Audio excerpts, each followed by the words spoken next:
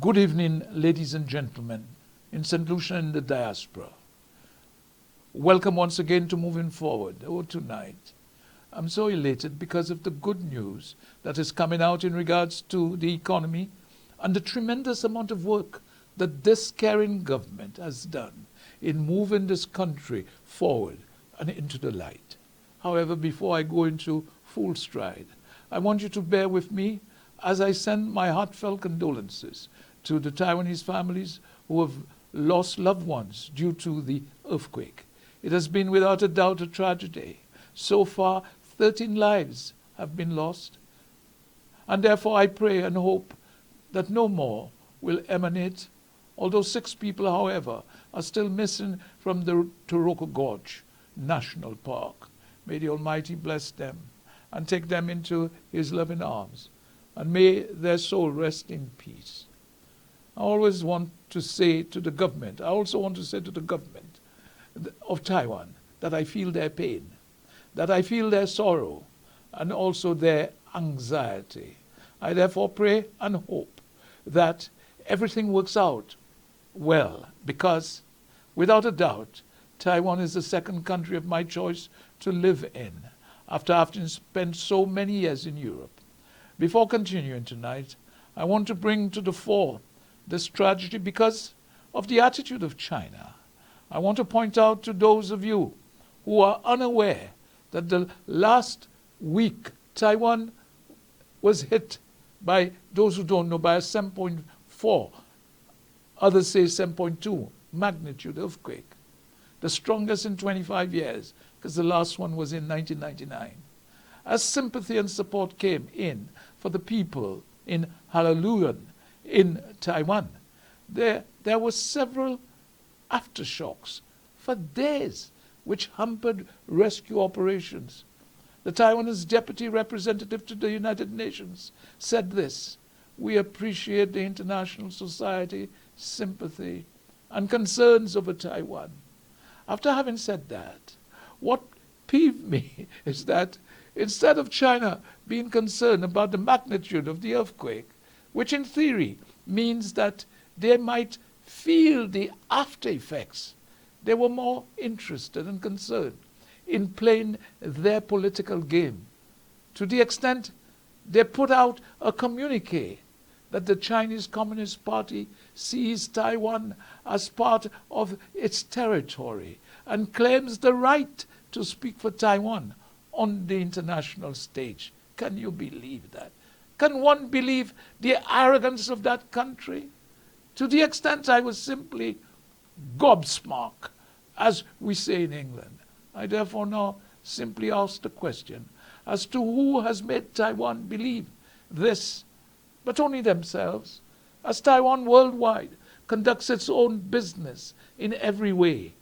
However, I was happy to see that Taiwan was quick to hit back at Beijing's remark when its foreign minister called out China on what he sees as the shameless country by making use of Taiwan's earthquake to conduct cognitive operations internationally.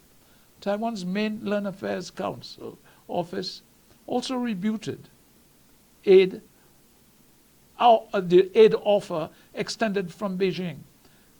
Taiwanese expert made it clear that China's offer is not real kindness because of Beijing's constant military threats against the island. This is known worldwide, and therefore, once again, another diplomatic ploy by China that did not work. As I will now explain, China's offer of help is not in real kindness because of Beijing's constant military threats against the island. I want to report that Taiwan did turn down China's help because, just as before, they knew that it was not convincing. However, I was elated and happy to see that the outside of Asia, 50 countries, has expressed support and more since for Taiwan as it recovers. And it will recover. This, I hope, should send a strong message to China to keep out of Taiwan's affairs. What was so ironic in all of this is that 2 days after Taiwan was hit, China itself was hit by an earthquake that was less in magnitude, however, which had severe repercussions to the country, as many of the houses which are shoddily built were badly destroyed. Following that, the country saw some severe winds and heavy rains. So they too did have their problems. A few days later, another earthquake struck New Jersey in the United States. There was an earthquake in New Jersey measuring more than 7 on magnitude on the Richter scale. There were storms bashing Ireland, Cornwall, and parts of the world like South Africa. One has to wonder and ask, what is taking place in the world? Therefore, global warming and climate change is without a doubt on the rise. And we must therefore plan assiduously to cover any future problems we may encounter. What the world must now inculcate in its mind is that because of the high level of engineering in Taiwan and the quality of buildings that are built to the highest standard possible, the damage to Taiwan was not as severe as it could have been with such a magnitude of earthquake. Therefore, it must be a lesson to small countries like ours, and we must take our examples in building and construction from our diplomatic friend. We must applaud Taiwan because of its building standards. They should be an example to the world. We must now make every effort possible to learn all those engineering techniques from them. Before I go any further, let us pray. In the name of the Father, and of the Son, and of the Holy Spirit. My brothers and sisters, we are at the crest of a wave, and hopefully, as the new budget unfolds, we will see why the One Most High sent us Philip Joseph Pierre to be our leader at this juncture of St. Lucia's lifespan. God in his infinite wisdom sent us a Redeemer because of the character whom we had before, who I am now convinced had a shallow brain that is packed with hay and dust. He led us into darkness instead of the light, which we now have and is beginning to shine a little brighter. Oh, Father, we thank you. We pray to you with all our hearts, and therefore we now bow to you and without a doubt honor you because you saw our plight and sent to St. Lucia your Redeemer, Philip Joseph Pierre, who is now putting the country back on its feet and without a doubt also back on stream, in the hope that we will be able in time to wipe out our poverty and more so abject poverty that still exists in some parts of the island. Oh, Father, you see all things and know all things. We thank you immensely, Father, and do have faith and trust in you, because, without a doubt, you are the Prince of Peace, the King of Kings, and the Lord of Lords. Amen to you. Tonight I quote from Matthew chapter 6, verses 5 to 16. It says, when you pray, do not be like the hypocrites. They love to stand up and pray in the houses of worship and on the street corners so that everyone will see them. I assure you, they have already been paid in full. But when you pray, go to your room, close your door, and pray to your Father who is unseen. And your Father who sees what you do in private will reward you.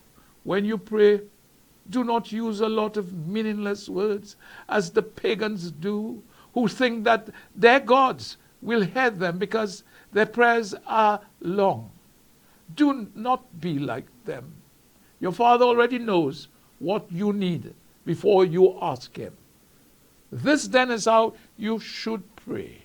O Father in heaven, may your holy name be honored. May your kingdom come. May your will be done on earth as it is in heaven. Give us today the food we need. Forgive us the wrongs we have done, as we forgive the wrongs that others have done to us. Do not bring us to hard testing, but keep us safe from the evil one.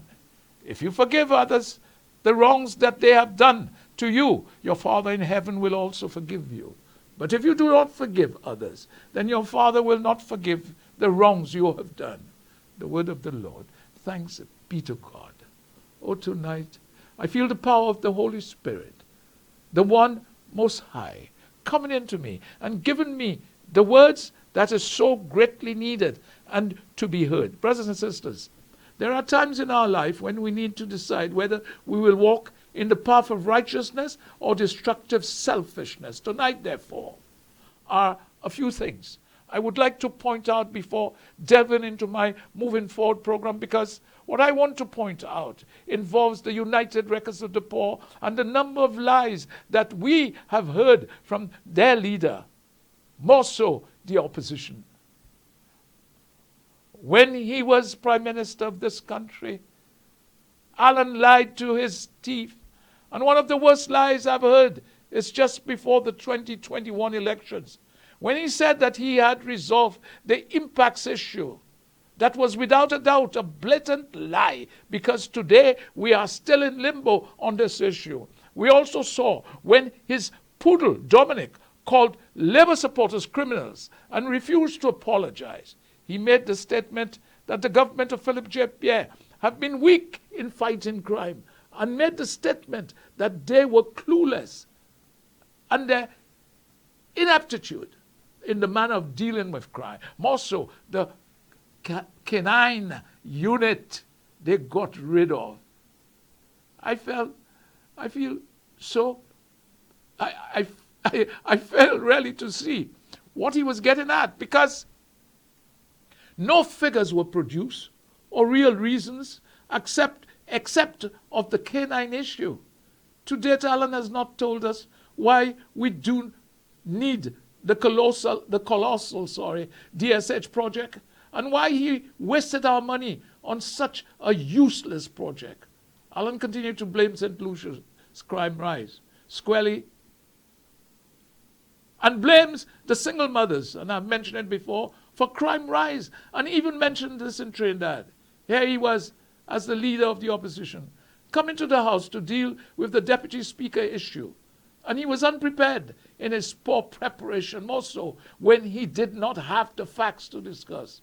This is the same guy as Prime Minister who said quite clearly and emphatically and succinctly that the truth is what you believe the truth to be. Understanding what is the truth or a lie. Yet he was blatant in telling the country a lie in terms of the desilting of the dam to make it believe that it would be complete before the financial year while he was in office. And that is before the elections then. Well, Ezekiel showed that he lied to his teeth about the issue of the desilting of the dam.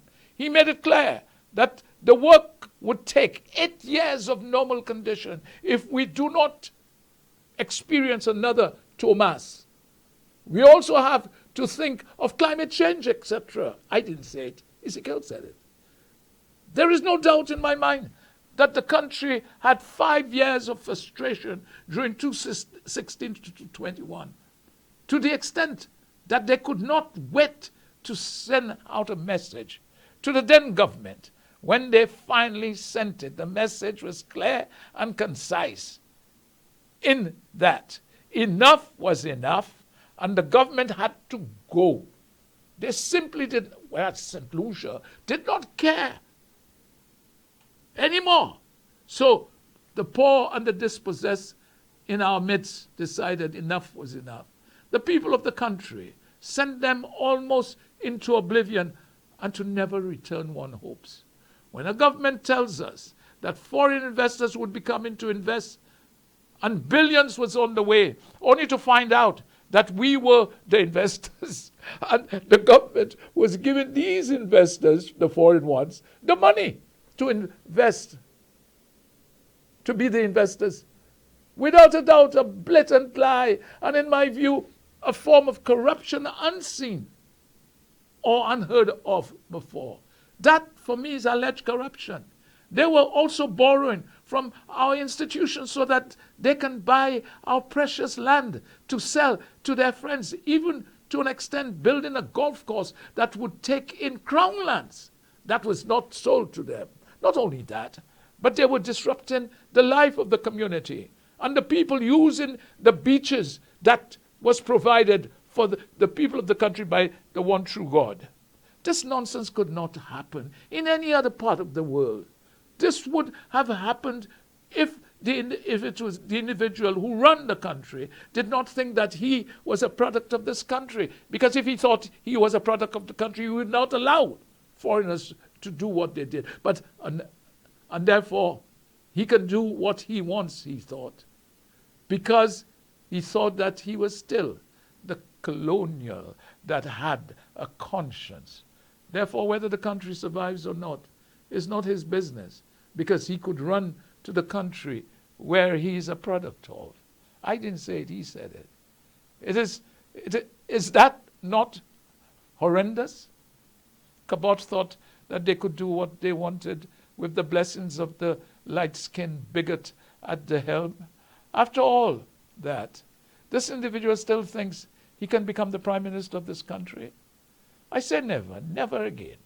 With every breath in my body, people of St. Lucia, just think of what Cabot, DSH, more so T.O.R. King, the monstrous box that had been raised or had raised its head to replace the Vieux-Fort Hospital, which many believed that it was built for the Cayman Islands groups. Then we had the Ojo Labs that was financed by the state, more so overseas individuals who did not spend 1 cent on coming into St. Lucia. As I've always said, that we are at the crossroads, and those entrusted with forging a path for the country and bringing about a fair and decent society where the law is not only for the poor and dispossessed, but for all citizens of the country. I'll take a break there and I'll be back.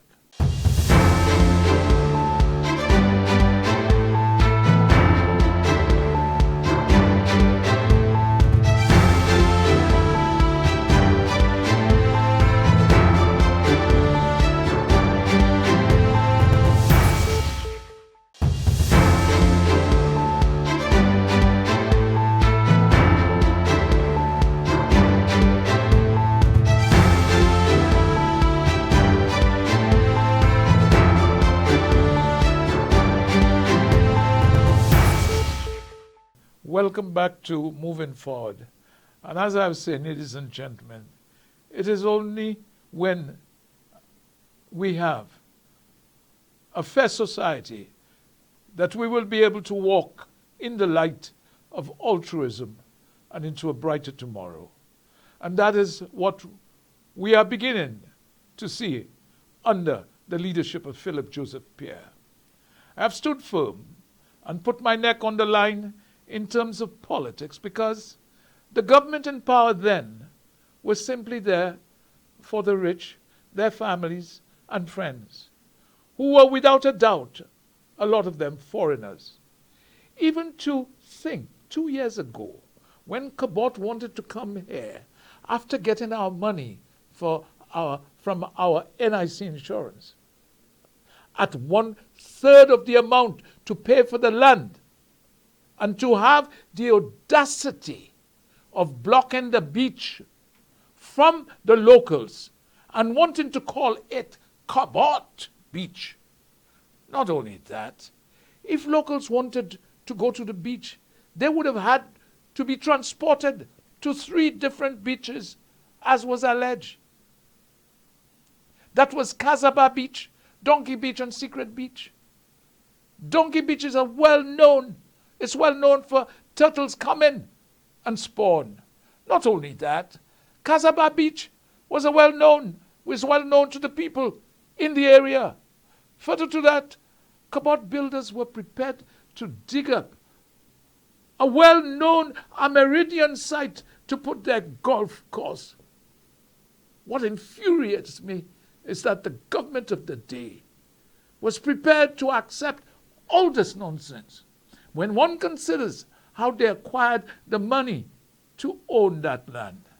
This, in my view, is totally unacceptable, and therefore all this should have been made clear to that company. It's just like the CIP fiasco when they went from 200,000 to 100,000. But it was not.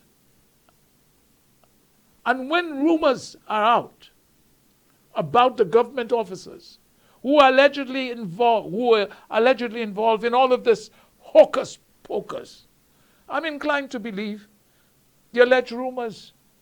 Where in heaven's name can any of these foreigners go and think that they can do such a deal or thing and get away with it?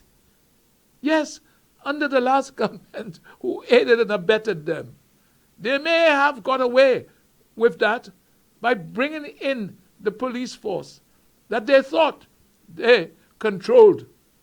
That is the last government, because of whom they appointed leader.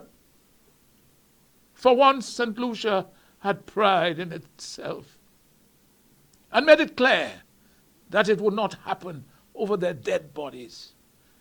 They could not have come up with such a horrendous idea in Barbados or elsewhere. It showed us then the callousness of the individual who led this country and now wants to do so again. The patrimony of the country has to be respected. Queen's Chain must be protected. And it is time we stop calling it Queen's Chain. It's St. Lucia's Chain. Casabah Beach cannot be touched.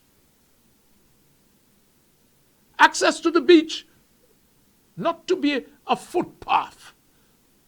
It's a driveway with parking and recreational facilities. Look at all the issues. The patrimony of this country must be preserved when we think of all of this and be protected at all cost. Understanding that the patrimony must be respected, and therefore public access to our beaches cannot be restricted by anyone. Only God. What was ironic in that? The Amerindian archaeological sites would have disappeared. Also, they would have destroyed the rare fauna and flora that was a sight to behold. What simply amazed me is that these individuals were literally given 300 acres of land with freehold access. I ask a simple question as to whether sufficient consultation with the developers were taken, or was the government then in a rush to virtually give away the land to their friends, as has been alleged? As Minister of Physical Development, Stephenson King bluntly made the statement that what Cobalt was attempting, they simply could not go to Miami and wanting to do what they intended to do here. A decision was made in the interests of the people. Thank God. The past government, without a doubt, in fact, in my view, were pernicious in their attitude to the people of this land. And their willful destruction of the Helen of the West would mean nothing to them. Even now, when I look back, I can never support them in any way as long as those who perpetrated such animosity towards the people of this land, for foreigners, that fills my stomach with anger and hatred because of their deviousness here, was a government who only thought of their power and control. And whatever they do benefited their FFF, family, friends, and foreigners. We were something that was a clear case of the truth coming. It was a clear case of the truth coming to bear when the leader of the country had the audacity to call 43% of the population mendicants, and went on to say, to call them, with a derogatory word such as jackasses and barking dogs. He went on further to tell the world that our crime problem lies in the fact that 18-year-olds have one child, two children, three children, like their mothers before them and their mothers before that. I'll continue to say it and remind him of it. As has been said before, he went to Trinidad, made the same comment in regards to Trinidad's crime. So much so, the Prime Minister was aghast and made the statement that it is not a crime. Is it not a crime for him to come here and talk about crime? In theory, he was looking at him as part and parcel of the increase of crime that was taking place. More so when he was in office. The coming into power of Allen in 2016 was a serious dream that failed miserably. Therefore, without a doubt, he will fail again and will take the United Records of the Poor into the abyss where they can never recover. We are seeing that already. Even now, having been beaten to the pulp, they now want to make silly excuses that in certain constituencies they were not beaten that bad. Yet simply forgetting that it is so in all the elections we've had, regardless who is in power. With the United Records of the Poor, all you hear is excuses, excuses, excuses. They were virtually decimated, yet unable to understand that. No wonder their leader called them 43% mendicants. But in truth and in fact, I would have used a good English term, which is simply one called morons. I'm convinced more than ever before that Alan Shastney had destroyed the United Workers' Party. I said it last week. He simply wiped out all that was sacred and human in that party. One past leader whom they now hate with a passion because he saw their deviousness, their dishonesty and cunning, that they could not bring themselves to accept that Steve was saying enough was enough. He went on to say something he felt when he said, and I will say it again, c'est pas flambeau. Looking back, despite the damning revelation of Alan's leadership, he undoubtedly did not perform any useful services to the party, more so to the working class. Alan, as I have said before, without a doubt destroyed the United Workers' Party that Sir John put together. If he was told so by those in the party, he would properly try to exonerate himself and blame others. What I would say openly is that Sir John was a man of his times. He was no doubt, in my mind, a man of the people. His housing policies enable hundreds to own a home. I say it without flinching. My mother was one of those fortunate ones. Sir John virtually put an end to the colonial nightmare that we had, and which the present leader of that party would like to bring back on stream.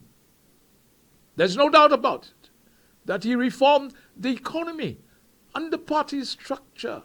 Sir John's achievements, in my view, was remarkable in many ways. Some became nostalgic for the past because they wanted someone that was genuine in their leadership of the country, and both Labour supporters and the true UWPs found someone in the person of Philip Joseph Peer. Sir John, in my view, was a wise father of the people. The question I now put to the United Records of the Poor is whether Alan could ever have been like Sir John. Well, my answer would simply be, not as long as cocks have teeth. The chickens, The United Records of the Poor must come to the realization that their so-called leader set our country's development back years. And I would say it's by nearly 10 years. And Philip now, within 2 years and 8 months, is making a tremendous effort in bringing some semblance of normality back to the country. At times I often wonder if the hardcore UWPs who believed in Sir John can now stomach the leader they have. Many have allegedly whispered to me that the present leadership display a whole series of exceedingly serious perversions of party principles, of party democracy, even to the extent how they choose the leadership. That was changed to suit one man and his poodles. I'm sure that Philip, like Sir John, would never impose their views by force. They would try to convince people, such as when action is taken. They will patiently explain their opinions to others. I'm of the opinion that Alan, in my view, does not have a proper attitude towards his comrades. There is no doubt in my mind, when I look at Philip Joseph Pierre, I see an individual of quality, namely one who has greater tolerance, greater loyalty, and greater kindness than any other in the unity government or the opposition. It's at this juncture I'll take my second break and I'll be back.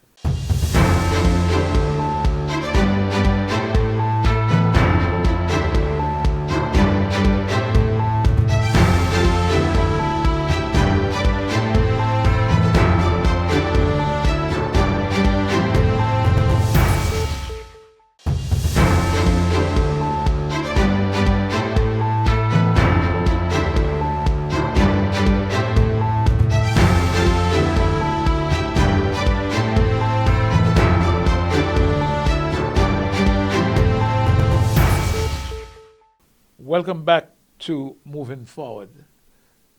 Ladies and gentlemen, I say to you that there is no doubt in my mind that before and during COVID-19 and after, we clearly saw the abuse of power by the government then. Many of us saw some of this outside the House, which was completely blocked. Have you all forgotten? It was blocked off during the sitting of the House.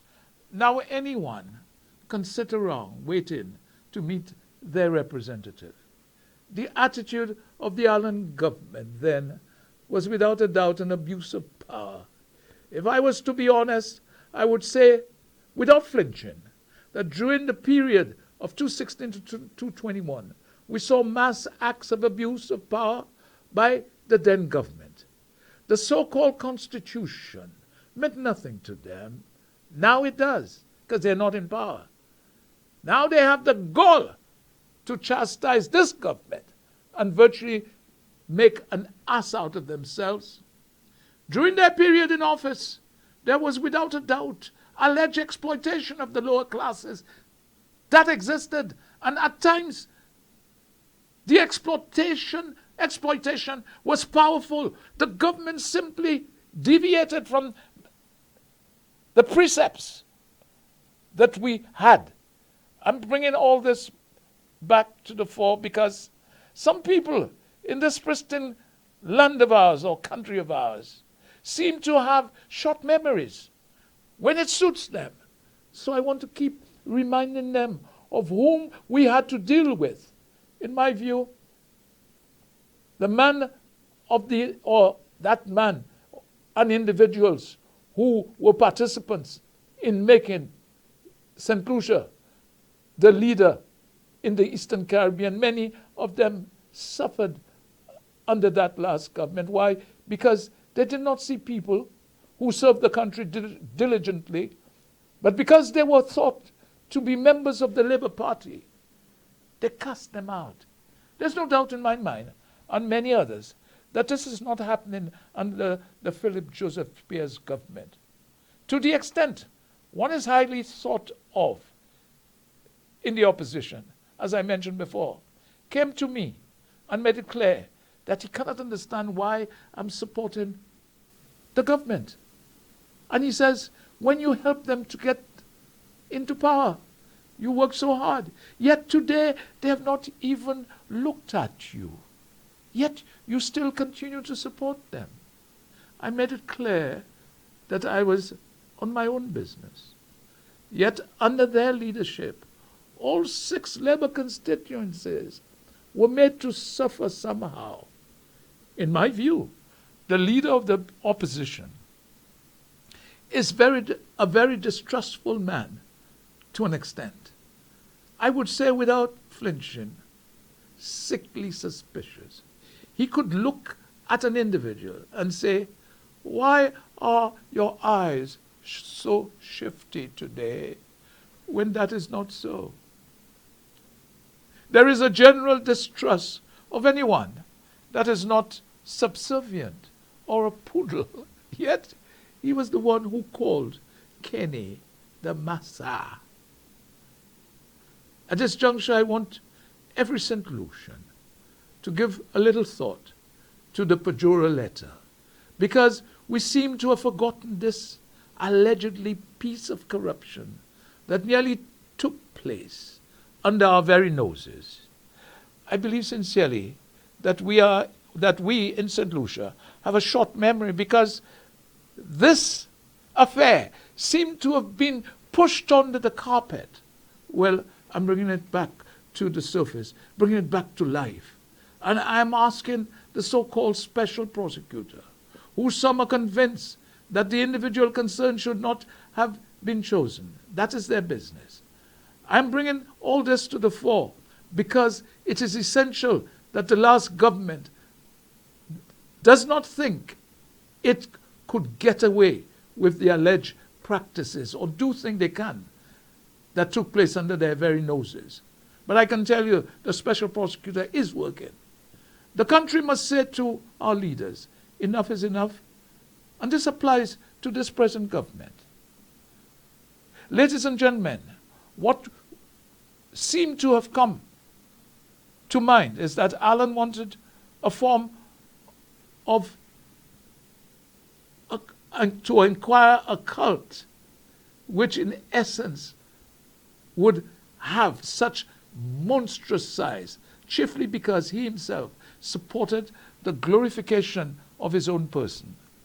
There is no doubt that some of the poodles went along with him because they were given favorable positions together with the FFF. In fact, one virtually cursed me till the cows came home at the Massey up north in the car park. He was of the family in that case. Yes, ladies and gentlemen, I've been sworn at and been subjected to unnecessary and unwanted verbal abuse because of my democratic right, which some did not approve of. The leader of the opposition as Prime Minister was one where he sought flattery, praise of his services, which at times, when he gave it, was somewhat blurred and insufficient, more so in labor areas. He really thought that the guiding force of the party and country was all about him and his poodles. The Prime Minister then showed on several occasions what I would term vanity, conceit, or self-adulation. I want to point out to all those who are concerned about the leadership of the opposition leader, more so on the debate position, that he seemed upset about and is making a song and dance. To me, it's quite clearly that he believes his cult, while Prime Minister gives him an ex-Prime Minister, gives him certain rights. I would say now that he can speak, but speak at number 5 or 6 to stop the conflict. Because what we saw about him was the cult. The cult was without a doubt a rude violation of party democracy, sterile administration, deviations and deviousness of all sorts, covered up by the shortcomings and vanishings of reality. So I say to the Labour Party, let him speak about 5, 6 or 7. Let us, finish this conflict. Our country bore forth, without a doubt, many flatterers and specialists in false optimism when he was in power, and also deceit. We must never forget. 5, to stay alive, which I'm sure had much of its input by the Cambridge Analytica. Some questions have to be asked, such as, where were the members of the executive of that party? Why did they not assert themselves against the cult of the individual at the time? Why, oh why, is this being done only now? Because people like myself and a few others are bringing this to light. When we look at Philip, he's certainly not about a cult. He's concerned about performing great services to the country, the working class, and lastly, to his party. If I had to express my views of him, it would be that he is without a doubt, I would say, that he is the living personification for the greatest modesty. What I now say to the Prime Minister and to his ministerial colleagues is that they should not or never wash their dirty linen before the eyes of the public. I now say to all St. Lucians, more so those in the United Records of the Poor, that they must do everything in their power to abolish the cult of the individual they call leader once and for all of the opposition. They must correct the views connected with his cult. In the government, what I am seeing without a doubt is a new strength, an unshakable unity, more so with this new budget. What has been manifested without a doubt with this unity government is that there is cohesiveness around the higher echelon of the party and government. They are without a doubt overcoming many problems or any problems that was there. And they are resolute in the will to accomplish the great task of building a united society. There is now evidence of the great morale and political strength of the party that has sprung under the leadership of Philip Joseph Pierre, who I'm sure will lead the people along the path of new successes to new victories. Therefore I say loudly and clearly, long live Comrade Philip for all he has achieved in such a short space of time. Some time back I heard all speaking on the Constitution, all of them were as experts, by making it clear that the Constitution officially include the office of the leader of the opposition as part of our government. Alan said that. And what grieves me is how this guy can lie or is suffering from brain damage, so to speak. He simply forgot that he said to the opposition, when in power, that they have lost the right to tell the government what to do. This guy simply thinks he's talking to 2-year-olds and he can lie as he pleases. Then it was very unfortunate to hear him talking about the election result when he said that the margin for victory was less in 2021 because whereas Labour won by a margin of 6,000 votes, his government in 2016 had won by a margin of 9,000 votes. So what is that? What does that tell us? This guy, if he's such a guru, does not seem to understand that in our Constitution you can win by 1 vote and you will be the chosen person. It does not matter if you win by 5 seats. By that margin, your party is the winner.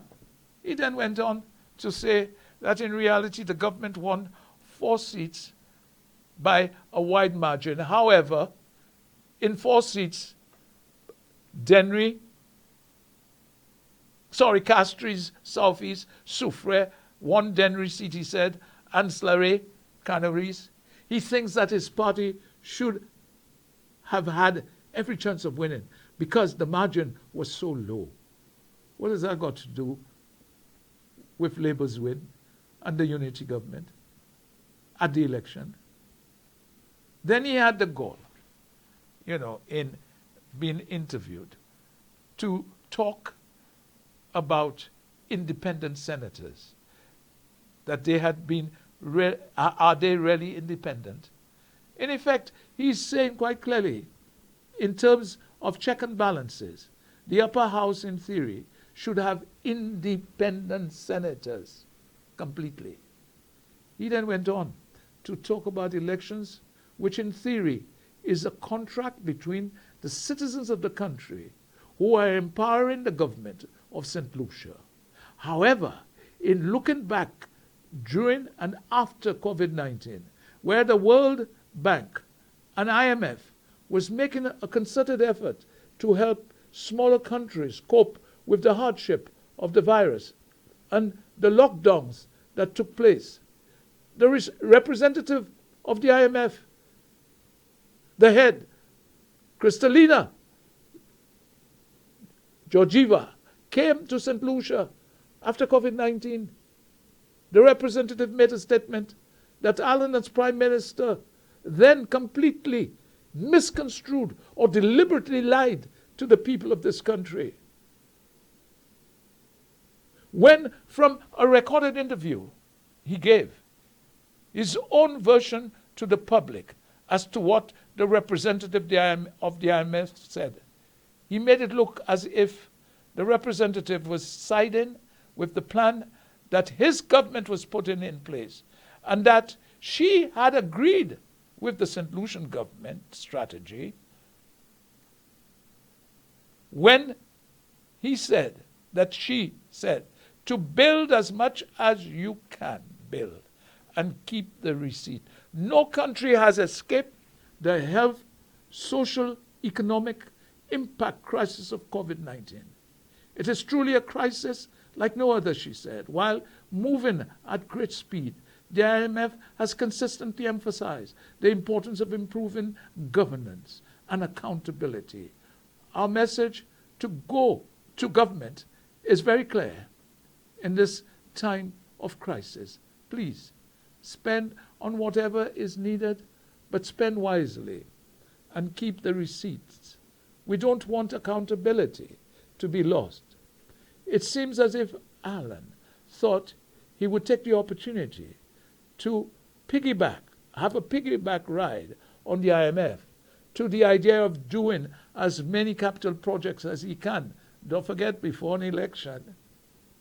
This in itself does not make any sense in terms of planning, whether short-term or strategic. In listening to what she had to say, there is no doubt in my mind that she was clear, concise, and precise. She went on to outline in her speech by advocating ways and means on having fairer societies and economies by investing in people, spending more money on schools training and reskilling. It means expanding social programs that are well targeted to reach the most vulnerable. She made it clear that corruption drains resources away from priorities like public health, social protection, distance learning, and other essential services. Distorted spending priorities will hinder the recovery and long term.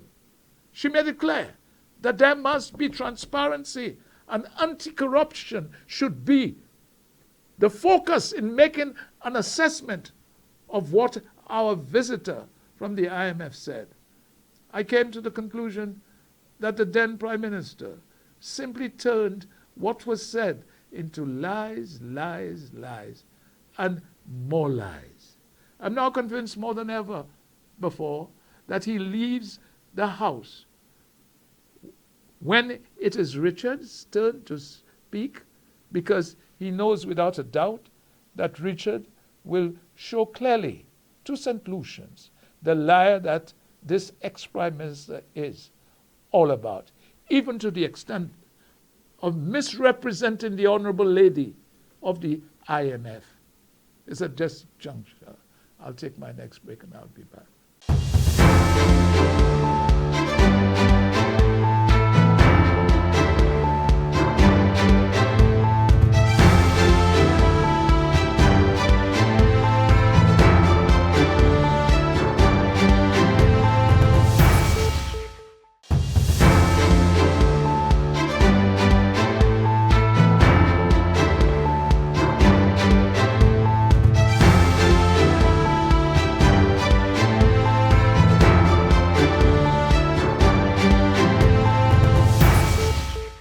welcome back to Moving Forward, and I'm sure that Richard will be happy that I have brought up this idea of the IMF and what she had to say.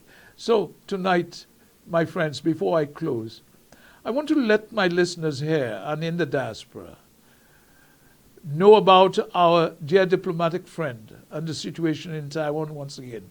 At present, they are now recovering from the 7.4 magnitude earthquake, which they have had. And as I mentioned before, because of their excellent building guidelines, the devastation that should have occurred was manageable because of the high standards that exist in the building construction there. They are now working assiduously to put things right and to be back on track. They are people who are hard workers, and during a period like this, every hand was on deck. I pray and hope that in time everything will be back on course. We must know, however, that Taiwan and other countries in that part of the world sit on the edge of disaster.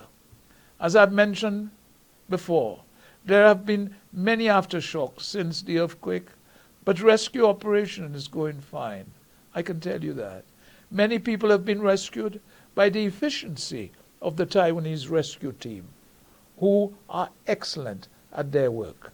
At this stage, I really want to send a message to my Prime Minister and NEMO that all precautions should now be put in place as we enter the hurricane season in a few months' time. The long-range forecast is for an above-average hurricane season and storm. Therefore, we have to be prepared by putting measures in place that will normalize any impacts that we may have. Tonight, before I close, I want certainly to entice my audience by saying quite succinctly that whereas in the last government's period in office, we lack that ethos that is needed in building a country that would benefit all its citizens. The country lacked then imagination. It lacked generosity. It lacked the ability to see beyond the horizon of its particular interests, be they partisan or otherwise, and to resist pressure from various groups. It lacked genuine identification with the meaning and purpose of integration. There was an earthquake in New Jersey measuring 7.7 on the Richter scale. Ladies and gentlemen, I want to say aloud that under the leadership of Philip Joseph Pierre, we seem to have achieved a genuine and profound sense of responsibility for self and for the country as a whole. And thus, the future looks bright for all those who live in it. We have a government who believes sincerely in a genuine governing principle of flexibility because it champions true democracy together with humanity, tolerance, and compassion. Therefore, in the next election, in my view, there is no credible alternative, nor should there be when we have a great leader as Philip Joseph Pierre, an astute group of followers. Tonight I want to send a message to all St. Lucians, more so those who haven't done nothing for the country, but wants to survive on the backs of politicians. And some do encourage them in that process. Therefore, I want to remind these individuals that no one is entitled to a rose garden existence. As John Kennedy once reminded his people, that we need to think more about what we can do for our country and less about the benefactions our country can bestow on us. I want to say to all St. Lucians that they need to raise their sights and get away from the idea that material needs are the ultimate in importance. People need proper food and shelter, but what they also need are to be healthy, knowledgeable, hope, love, friendship, and many other things of non-material nature.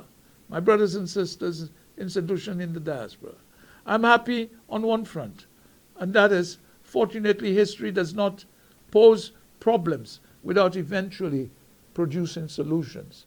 After what we endured for 5 long years, when the disenchanted, the disadvantaged, and the disinherited seem at times of deep crisis to summon up some sort of genius that enable them to perceive and to capture the appropriate weapons to carve out their destiny. I say, therefore, to you, brothers and sisters, that without a doubt that there was a calling for Philip Joseph Pierre then from the One Most High to lead the country to the promised land. He was without a doubt that peaceful weapon which materialized almost overnight, although he had been carving out his future when he took his time to learn his trade for many years. God then was not ready for him until the 21st of July, 2021. And by the grace of the One Most High, seized it with his outstretched hands of his, with a powerful grip, to take the mantle of leadership which he has chosen. Therefore I say to those in the United Records of the Poor and its higher echelon of management, to send your propagandists and agents to make it appear that this Prime Minister is a lost cause, and you will find yourself in a form of no man's land, because we will wear you down by our capacity to withstand your adversity, because God is on our side, and he has chosen the leader we now have. He's without a doubt like Solomon, and he is, as we know, that he lasted many years as the leader of his people for a very long time. So will Philip.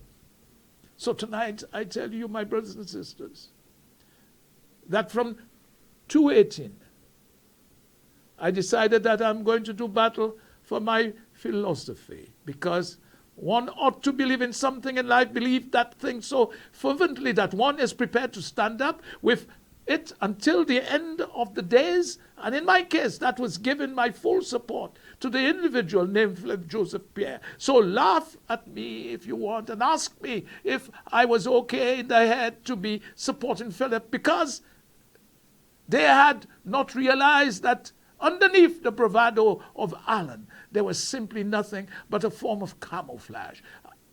I saw this from 2016, when I was asked, as I've mentioned before, to go to Taiwan as an emissary who will be responsible for the government-to-government negotiations with the Taiwanese government. When I refused this offer, because I could not make myself believe that God wanted me to do otherwise, brothers and sisters, we have a power that can't be found in propaganda, misinformation, disinformation, and blatant lies. As we have seen in the last 2.5 years, the way that Philip has taken this country to where it was since the United Records of the Poor were dumped ungloriously into the cesspit of history of this beautiful island. We showed them that we had a power as old as the insight of Jesus of Nazareth, and as modern as the technique of Mahatma Gandhi. Many like Gandhi came to the conclusion that there are times when people get tired of being trampled by oppression.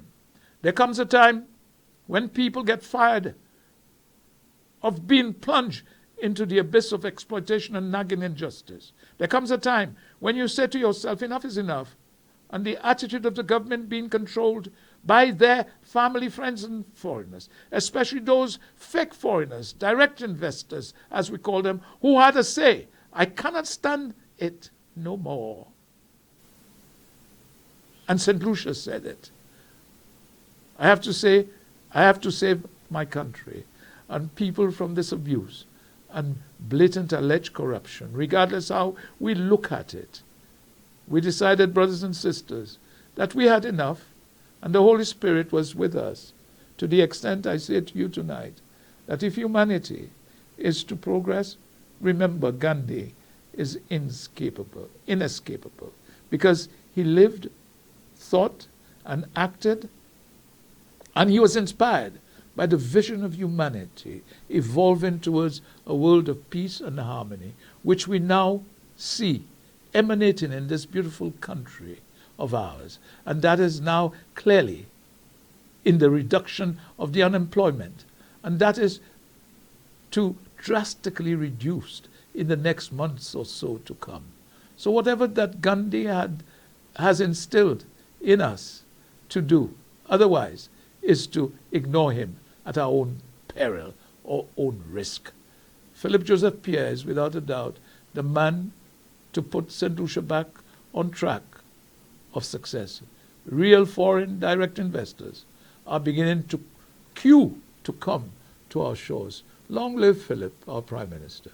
Oh, tonight, as I come closer to the end, I feel good within, because we have thrashed out a few things, more so and up to date as to what is happening in Harluan, in Taiwan, on the East Coast. God is, in his infinite wisdom, and in a sense, spared the country because it could have been worse. I thank you immensely, although the damage might be now as much as $100 million in Taiwan. Once again tonight, I have to be honest, because being honest is to be able to reduce facts from fiction and lies. I do believe that no matter how inconvenient the truth may be, we have to expose and face it if we are to achieve a better quality of life for all of us, St. Lucians here and abroad, and for those to come, our children and their children. It is therefore my intention, when I do so, to achieve the life that we should all have, so that the future generation will live in peace and harmony, and will thank their forefathers and even those before for what they now have. Once again, I say to you, brothers and sisters, that we were made in the image of the One Most High, and that we were born black, and therefore we should be proud of that. And to keep saying to ourselves that I am black, and I am really proud of that. Once again, go in peace to serve the One Most High. Therefore, I bid you a good night and a good night. Blessed love to you all. Good night and good night.